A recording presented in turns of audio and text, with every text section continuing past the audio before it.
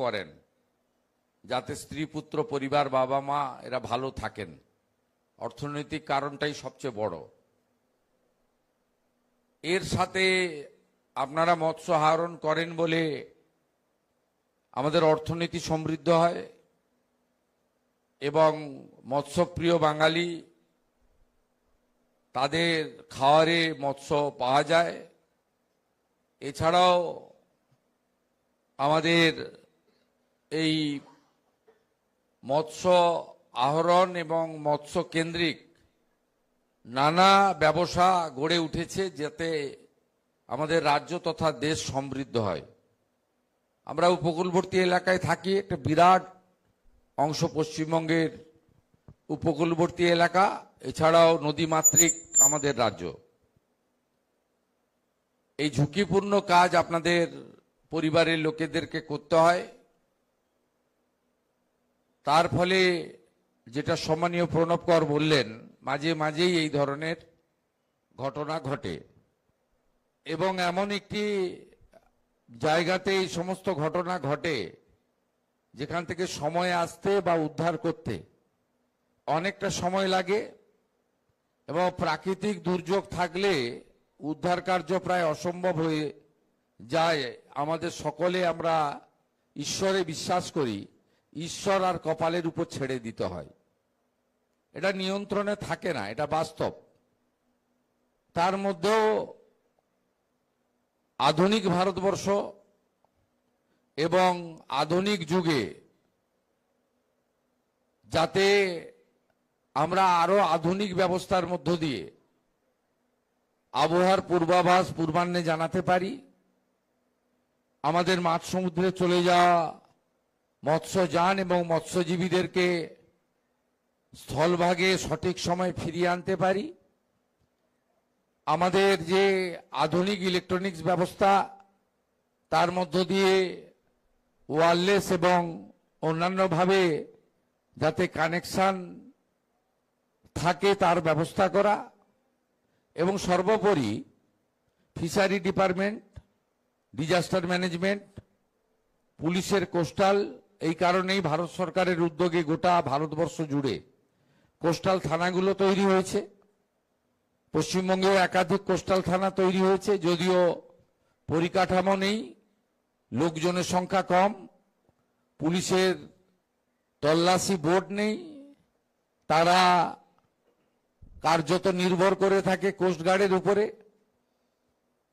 এই সমস্ত ত্রুটি বিচ্যুতি আমাদের আছে এবং আমরা এই ঘটনা জানার পরে দ্রুততার সঙ্গে সাধারণ প্রশাসন, পুলিশ প্রশাসন, fisheries department, fishery minister Rajesh Mahato নিজে, আপনারা জানেন যে তিনি পরিবারগুলোর সঙ্গে খোঁজ নিয়েছেন, রাত্রে গভীর রাত্রি পর্যন্ত তিনি এসপিকে নিয়ে এখানে থেকেছেন। যখন বেশ কয়েকদিন পরে ট্রলারের একটা অংশ দেখা গেল আকাশপথে, তারপরে সেখানে সুন্দরবন জেলা পুলিশ তার পুলিশ সুপারের নেতৃত্বে আমরা টাচে ছিলাম। আমাকে 1 ঘন্টা অন্তর অন্তর ভিডিও পাঠাচ্ছিল তারা, এবং সুন্দরবন উন্নয়ন দপ্তরের রাষ্ট্রমন্ত্রী দীপঙ্কর জানা, তিনি আমার পক্ষ থেকে, সরকারের পক্ষ থেকে সারা রাত্রি সেখানে ছিলেন, থেকে আমরা বডিগুলোকে উদ্ধার করি। কিন্তু পরিবারের লোকজনকেও আমরা, আমাদের এই জেলার পুলিশ সুপার এবং অ্যাডিশনাল এসপি যিনি আছেন, তিনি মাননীয় বিধায়ক চন্দ্রশেখর মণ্ডলের সঙ্গে পরামর্শ করে দ্রুত পাঠানো হয় আমাদের যেখানে মর্গে তাদের দেহগুলো ছিল। কিন্তু আপনারা চিনতে পারেননি, বেশ কয়েকদিন চলে যাওয়ার জন্য, চাপা পড়ে থাকার জন্য আপনাদের অনেককেই দেহ শনাক্তকরণ করতে পারেননি। তার জন্য যে প্রক্রিয়া রয়েছে ডিএনএ ইত্যাদি, তার রিপোর্ট আসবে, কিন্তু মোটামুটি আমরা যে আমাদের তালিকা এখানে আছে, উড়িষ্যার 3 জন বাসিন্দা এবং বাকি পশ্চিমবঙ্গের বাসিন্দা, মূলত পূর্ব মেদিনীপুরেরই বেশি। এর বাইরেও আমাদের হাওড়া জেলার 1 জন এবং নদিয়া জেলার 2 জন এরা ক্ষতিগ্রস্ত হয়েছেন। আমরা রাজ্য সরকারের পক্ষ থেকে এই ধরনের মৃত্যুর ক্ষেত্রে অর্থ কোনো ক্ষতিপূরণ হয় না, অর্থ দিয়ে কখনো ক্ষতিপূরণের পরিমাপ হয় না, কিন্তু একটা সরকার তার দায়িত্ব থাকে, মানবিক দায়িত্ব, এবং সরকারের তার যে নিজস্ব কর্তব্য দায়িত্ব থাকে সেটা পূরণ করার জন্যই আমরা আজকে মিলিত হয়েছি। আমরা 5 লক্ষ টাকা করে চেক এখানে প্রদান করছি, এবং সাথে সাথে যে পরিবারগুলির কর্মক্ষম লোকজন রয়েছে তাদেরকে, এখানে ডিআইজি মেদিনীপুর রেঞ্জ রয়েছেন, এখানে জেলা শাসক রয়েছেন, পুলিশ সুপার রয়েছেন, আমি বলে গেছি যে তাদের নিয়ম মেনে যাদের সম্ভব হবে রাজ্য পুলিশের হোমগার্ডে, তাদের সকলের বাড়ির বায়োডাটাগুলো দেখে নিতে হবে, নইলে সিভিক ভলেন্টিয়ার্সে, ও তাতেও না হলে আমাদের